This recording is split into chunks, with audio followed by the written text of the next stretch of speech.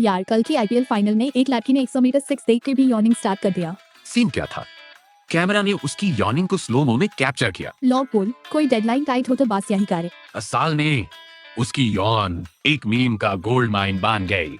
अब हर corporate slack पे yawning girl sticker आती है, डेडलाइन को भूल जाते हैं। भास यूडी फैंस ने उसको उनबोर्डेड क्वीन का टाइटल दिया और सब ट्वीट कर रहे हैं। देखो, जापॉल स्टेडियम के ऊपर से जा रही थी, उसकी आंख बैंड, फिर भी एक परफेक्ट यॉर्न। वीडियो मस्त लगा तो लाइक और सब्सक्राइब करो।